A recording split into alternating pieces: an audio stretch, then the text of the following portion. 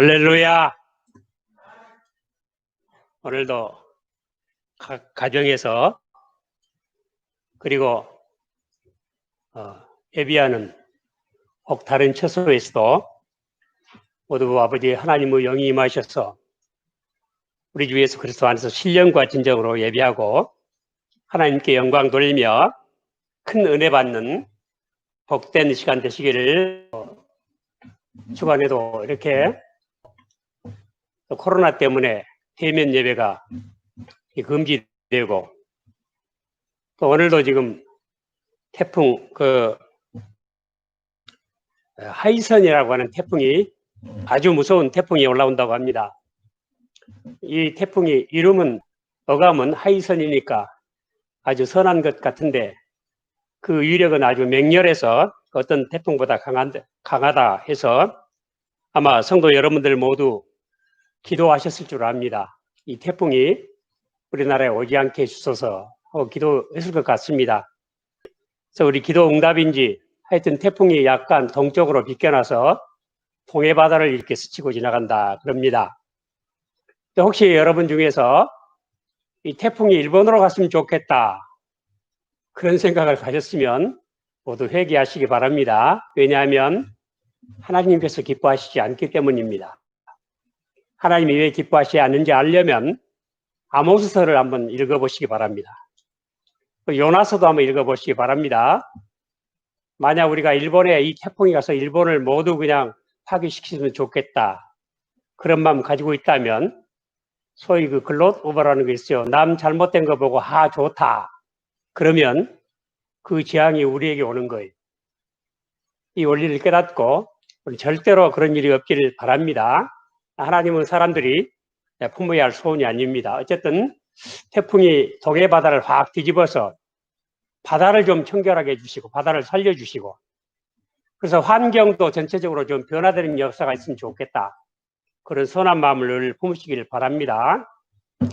이렇게 말체의 여러 가지 징조들, 지금까지 경험해 보지 못했던 이런 징조들이 한마디로 우리 주님 가까이 오실 때가 됐구나 이런 생각이 듭니다. 그리고 이렇게 대면 예배를 드리지 못하고 갑자기 이렇게 인터넷으로 예배를 하게 됐고 영상으로 이렇게 나가게 됩니다. 그리고 처음으로 지난주부터 이렇게 유튜브에 제 설교가 이렇게 나가는 걸 보았습니다. 준비도 하지 않았는데 갑자기 이렇게 해서 실수도 많이 있을 줄 압니다. 나 그 실수가 문제가 아니고 어쨌든 하나님 말씀이 바로 증거되는 역사가 있기를 바랍니다.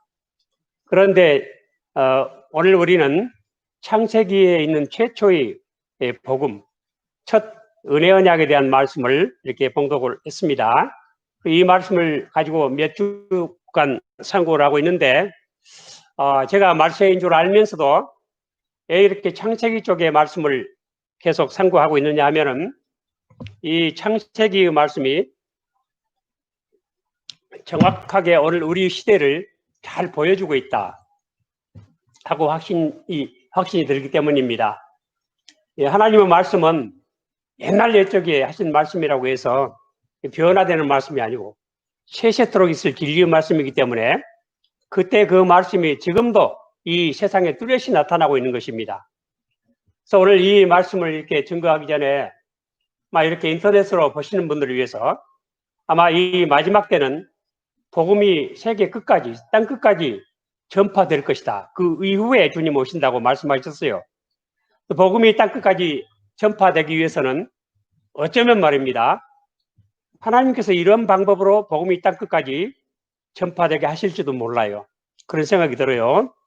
왜냐하면 우리 교회만 봐도, 우리 작은 교회가 이 안에서 하는 설교가 어떻게 밖에까지 나가겠습니까?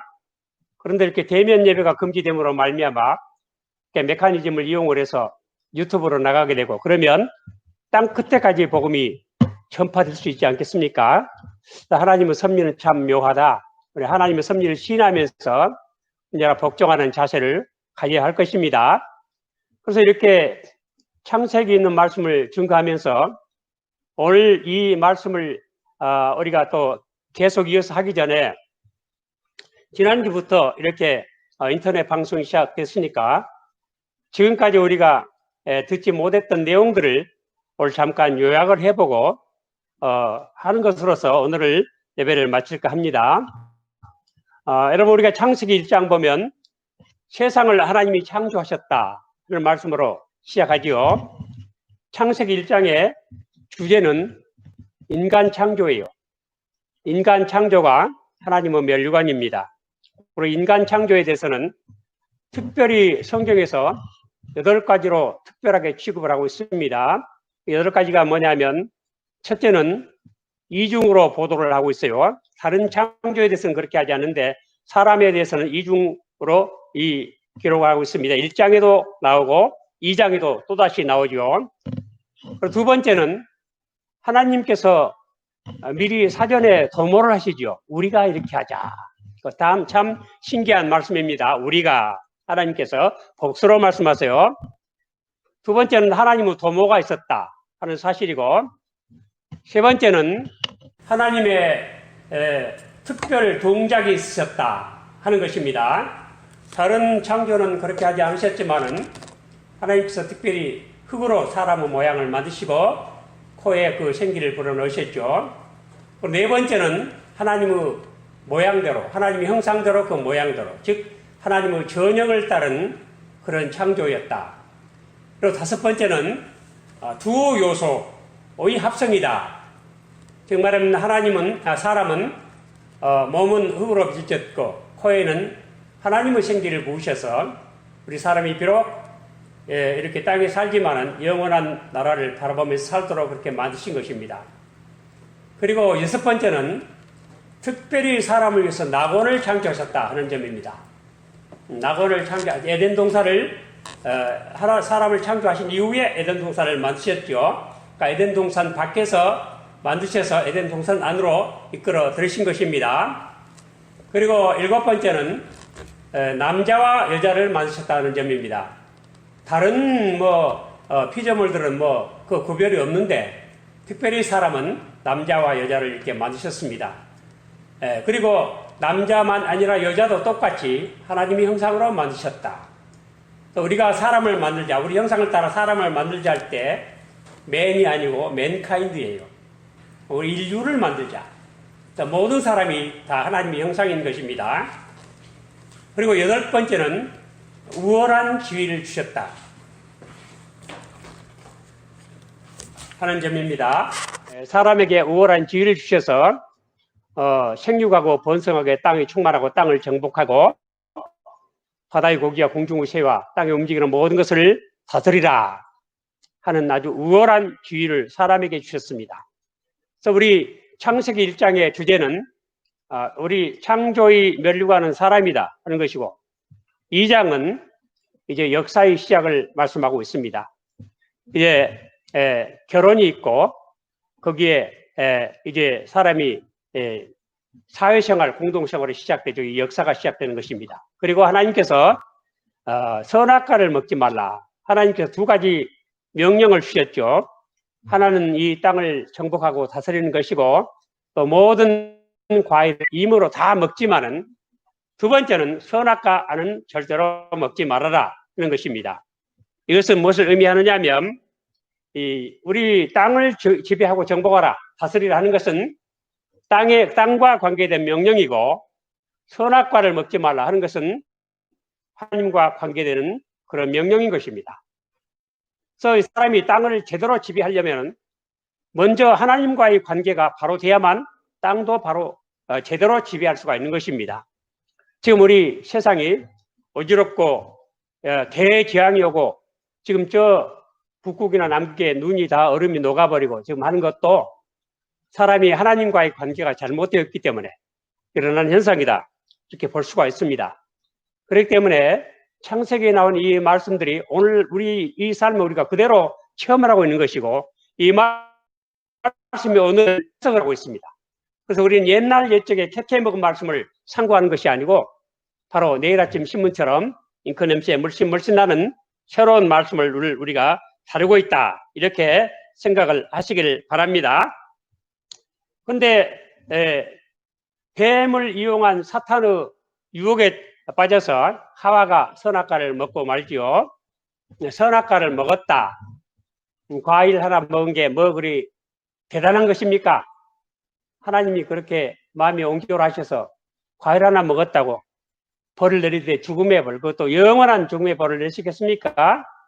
그것은 그렇지 않습니다.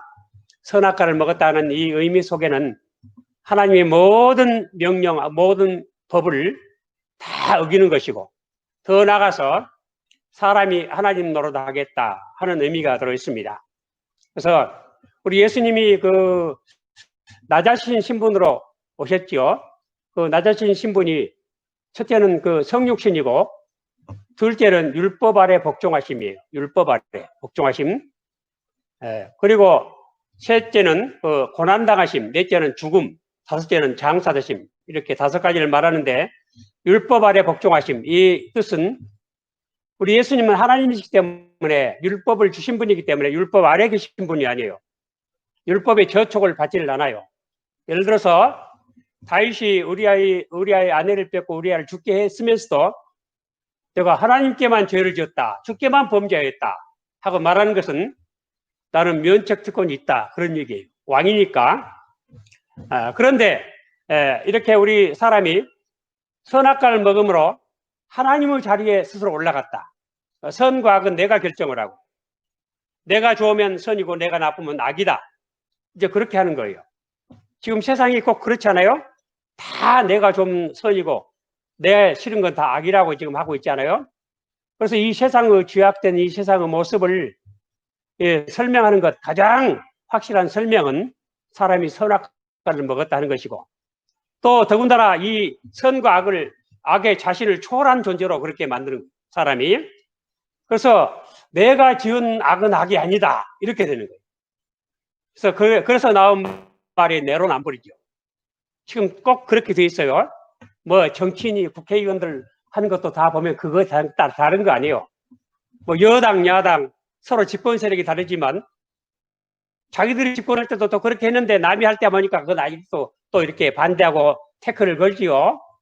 그 태클 거는 게 하나님의 최초의 명령, 이 최초의 행위 언약이라고 우리가 하는데, 창세기 2장 17절, 이 선악과 먹지 말아라, 선과 악을 아는 열매 나무는 먹지 말아라, 먹는 날 정령 죽을 것이다. 바로 그 말씀이에요. 그때 이 하나님의 첫 마디 말씀부터 이 사탄이 와서 태클을 걸었죠. 지금도 계속 태클을 걸고 있고, 이 세상은 지금 태클이 꽉 가득 차 있어요. 지금도 누가 정치라고 누가 권력을 잡아도, 정권을 잡아도 이 태클은 끝이 없을 것입니다. 왜냐하면 다 선악과 때문이다, 이 말씀. 그렇기 때문에 이런 하나님 말씀의 원리를 보면 세상이 환히 보이지 않아요? 이 성경은 그래서 이 세상을 해석을 하고 있고, 옛날 옛적에 태초의 창세기 나온 이 말씀이 오늘을 이 해석을 하고 있단 말씀이에요. 그래서 우리가 이 말씀을 뭐라고 하느냐? 진리라고 말씀하는 것입니다. 그래서 이렇게 하나님 스스로 하나님 노릇을 하려고 하는 거예요.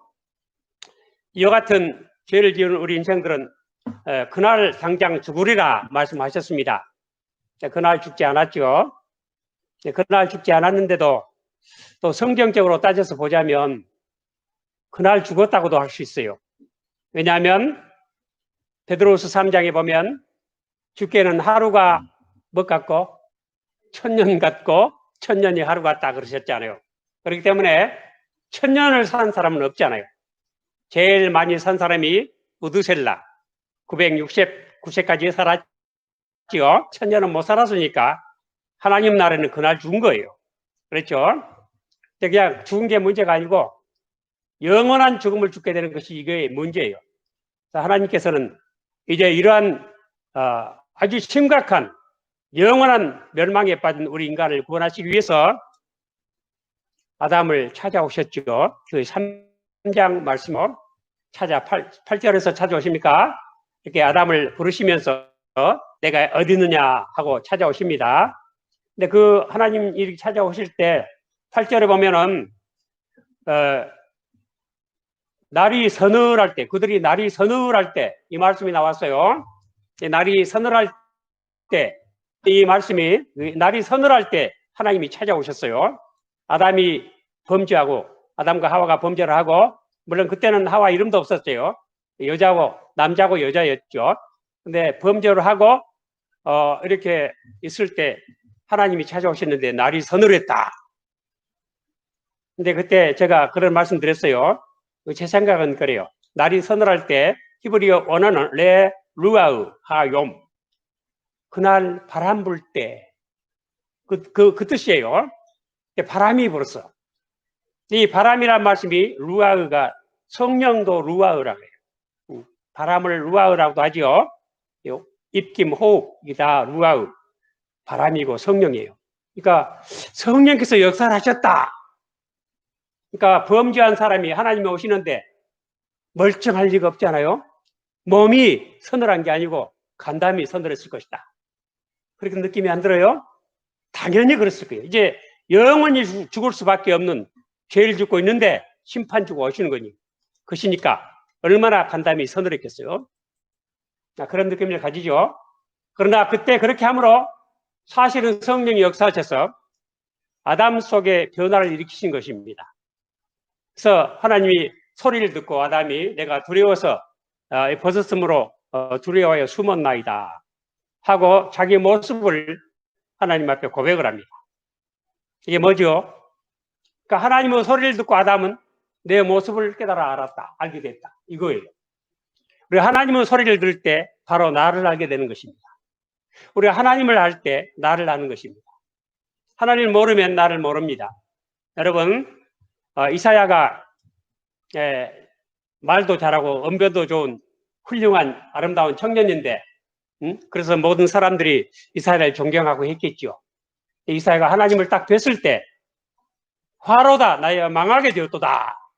나는 입술이 부정한 백성이요 입술이 부정한 백성 중에 거하거늘 만군의 여호와이신 왕을 배웠습니다.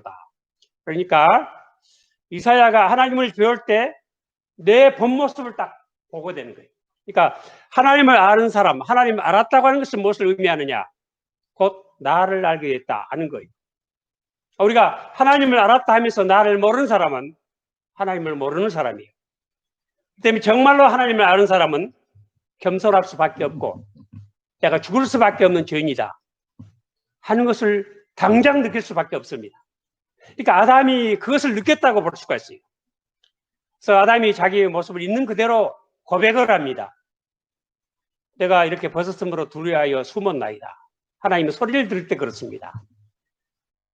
여러분들 우리가 하나님의 소리를 들을 때, 성경을 읽을 때, 하나님 말씀을 들을 때 하나님을 암과 동시에 누굴 알아야 되겠습니까? 바로 내 자신을 알아야 합니다. 그래야 회개를 합니다. 고백을 합니다. 그럴 때 변화가 일어납니다. 이것이 은혜를 받는 것입니다. 그래서 하나님께서 이 아담을 이렇게 부르시고 이제 심판을 선고하시면서 이 15절 말씀을 주셨는데 이 15절 말씀은 아담과 하와에게 주신 말씀이 아니고 뱀에게 하신 말씀이에요. 그래서 내가 너로 여자와 원수가 되게 하고 여자의 후손도 내 후손으로 더불어 원수가 되게 할 것이다. 너는 여자의 후손의 발꿈치를 상하게 하고 여자의 후손은 내 머리를 상하게 할 것이다 하는 말씀, 이것을 우리가 최초 복음이라 그렇게 하고 또 은혜 언약이라 이렇게 하기도 합니다. 그래서 이 창세기 3장으로부터 하나님이 사람을 찾아오십니다. 그래서 우리 기독교는 하나님이 사람을 찾아오는 종교고 사람이 하나님을 찾아가는 종교가 아니다. 물론 그런 의미로 기독교는 종교가 아니라 하고 말씀하신 분도 계시는 것 같습니다. 그게 중요한 게 아니고 어쨌든 우리는 하나님이 사람을 찾아오시는 종교, 이것이 바로 특별 계시입니다. 특별 계시요 은혜의 종교입니다.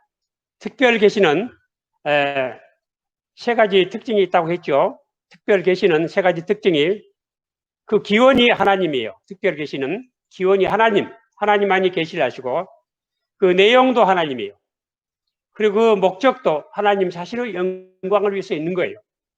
사람의 영광을 위해서, 사람이 무슨 축복을 받기 위해서 있는 게 아니에요. 우리가 지금 온 교회가 지금 우리 한국교회가 바라고 있는 거 물질적인 축복 다 좋습니다. 그러나 그것은 보너스지 주된 축복이 아니에요.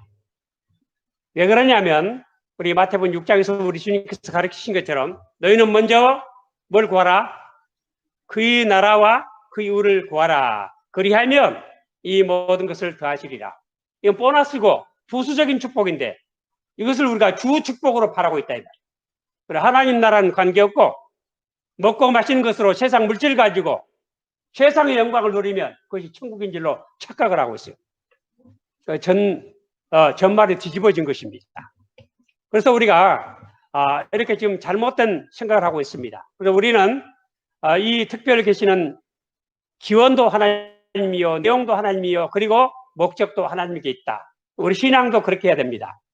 그리고 하나님께서 이렇게 특별히 여자의 후손 계시를 주신 것은 은혜 언약이라고 했는데 이 은혜 언약은 기원도, 이 은혜 언약의 기원도 하나님의 은혜예요. 은혜로부터 시작을 합니다. 그 내용도 하나님의 은혜입니다. 그 목적도 하나님의 은혜의 영광을 찬미 받으시려고 하는 목적을 가지고 있습니다. 그렇기 때문에 우리가 이런 은혜의 영광을 누리고 은혜를 받아서 그 은혜 안에 모든 축복을 누리는 우리 모두도 결국은 하나님의 은혜의 영광을 찬미하는데 목적을 둬야지. 내가 이 세상의 은혜란 큰 돈 받다리 하나 들고 잘 살아보자. 육적인 삶 잘 살아보자. 그러면 잘못된 것입니다. 근데 우리가 거의 다 그런 모습에 지금 우리 중독이 되어 있는 것 같아요.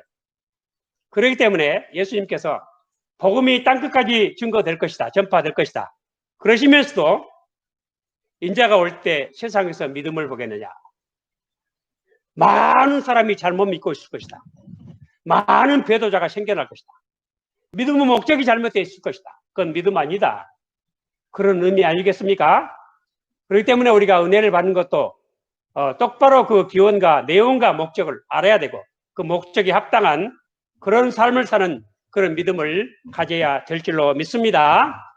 그런데 이렇게 하나님의 특별 계시를 하시는 방편이 세 가지가 있다고 했는데 첫째는 신연, 하나님의 나타나심, 신연, 데오파니라는 것이고 두 번째는 예언이고 세 번째는 이적이라고 했습니다. 제가 이 신연과 예언에 대해서 잠깐 말씀드렸고 지난주에는 신연에 대해서 하나님의 나타나심에 대해서 이렇게 또 말씀드렸습니다. 하나님께서 나타나심으로 말미암아 이제 특별 계시가 이루어지는 특별 계시는 구원과 관계된 계시라고 했죠. 계시는 특별 계시와 일반 계시가 있는데 특별 계시는 구원과 관계된 계시요. 하나님께서 특별 계시를 하시는 방법은 세 가지. 즉 신연과 하나님 나타나심과 두 번째 예언과 세 번째 이적이라 했습니다. 그 신연 하나님의 나타나심에 대해서 이 여자의 후손이라고 하는 이 말씀은 하나님 나타나심 자체를 의미하는 거예요. 아주 신비롭게 짝여오는 말씀이에요. 하나님께서는 언제나 성부께서는 성자, 이 여자의 후손이 성자지요. 그리스도고 성자를 통해서 자기를 나타내십니다. 창조도 그렇게 하셨고 재창조, 구속도 그렇게 하십니다. 그 여자의 후손 이 언약 속에는 하나님의 나타나심이라고 하는 강력한 요소가 들어있고 그뿐만이 아니라 이것이 이 모든 것을 다 의미하고 있어요. 성경 전체를 의미하는 핵심이 여기 들어있어요. 여자의 후손, 하나님 나타나심, 그냥 나타나신 정도가 아니고 이 여자의 후손이 이름이 나중에 뭐라고 불러요? 보라, 처녀가 잉태하여 아들을 낳을 것이니 그 이름을 임마누엘이라 하리라. 곧 하나님이 우리와 함께 하시다. 영원히 우리와 함께 하시다. 나타나신 정도가 아닙니다. 영원히 우리와 함께 하십니다. 그래서 지난주에는 하나님이 이 처녀의 몸에서 이 성육신하신 이 신비한 이 이적의 역사 이루기 전에 구약에서도 하나님이 이 여자의 후손이 나타나셨다. 그것이 구약에는 여호와의 사자란 이름으로 나타나셨다. 그래서 두 가지만 말씀드렸습니다. 그 두 가지가 뭐냐면 첫째는 아브라함의 여종, 이스마엘을 잉태한 여종이 자기가 잉태함을 깨닫고 자기 여주 사례를 멸시하다가 쫓겨나서 광야 셈 곁에서 울고 있을 때 여호와의 사자가 나타나서 위로하시고 다시 집으로 돌아가서 여주에게 돌아가 복종하라 하는 말씀 주시면서 내가 날 아들이 큰 민족을 이룰 것이다 하고 위로해 주셨죠. 그리고 아브라함 에게도 나타나셔서 아브라함에게 나타나셔서 사람의 모습으로 나타나셔서 사례가 내년에 아들을 낳을 것이다 하는 것과 소돔과 고모라를 진멸하겠다 하는 말씀을 주셨습니다. 그렇게 해서 우리가 이 말씀을 듣고 무엇을 우리가 배우느냐? 여자의 후손은 항상 우리와 함께 계시다. 언제나 우리와 함께 계시다. 어려울 때, 슬플 때, 우리가 멸시당할 때, 우리가 울고 있을 때, 고난당할 때 언제나 함께 하시는 분이시다. 우리가 죄악 중에 죄를 지으려고 할 때 함께 하시고, 또 우리가 고통을 당하고 슬퍼할 때 함께 하시고, 코로나병과 같은 무서운 병이 횡행을 할 때, 그리고 이 태풍이 몰아치는 것 같은 무서운 환란이 임할 때 언제나 하나님이 우리와 함께 하신다. 바로 우리 주 예수 그리스도이신 것입니다. 그래서 우리 기독교는 바로 이 그리스도 여자의 후손의 종교입니다. 그래서 이 여자의 후손을 떠나면 기독교가 없습니다. 여자의 후손 아내가 있습니다. 그 안에 모든 것이 다 있습니다. 우리는 항상 이 여자의 후손과 함께 살아갑니다. 이 여자의 후손이 떠나면 우리는 구원도 없고 생명도 없고 하늘나라도 없습니다. 우리 이 여자의 후손은 성경 전체의 아주 핵심 요소입니다. 그리고 우리는 이 여자의 후손 속에서 살아갑니다. 이것을 오늘 우리도 믿으시고 오늘 여기까지만 합니다. 세상이 아무리 어려워도 여자의 후손 대신 오신 그분은 나와 함께 계시다. 나의 모든 환난 중에 함께 계시고 위로해 주시고 나를 구원해 주시고 내게 소망을 주신다 하는 거 기억하시고 우리 여자의 후손에 대한 이 언약의 말씀을 믿음으로 우리도 또한 구원받는 귀한 역사 이루시기를 오늘 주님 이름으로 축원을 드립니다. 기도하십니다. 아버지 하나님 감사합니다. 아버지 하나님 이렇게 유사 이전에 그 오래된 그 말씀들을 성경에 기록해 주시고 그 오래된 그 말씀들이 어쩌면 이렇게 오늘날을 이렇게 환히 햇빛같이 밝혀서 깨닫게 하여 주시나이까. 우리 모습을 보게 하시고 세상을 보게 해주시고 아버지 악과 선을 보게 하시고 사탄의 세계와 하나님의 세계를 보게 해주시고 하나님의 섭리의 손길을 깨닫게 하여 주시나이다. 이와 같은 깊은 진리 가운데서 우리가 바른 믿음 가지고 이 마지막 때 이 믿음을 바로 지켜서 우리 주님 만나 뵙는 바로 그날까지 이 믿음의 승리자로 살게 하여 주시옵소서. 영광을 아버지께 돌려오며 우리 구주 예수 그리스도의 거룩하신 이름 받들고 감사하며 기도드립니다. 아멘.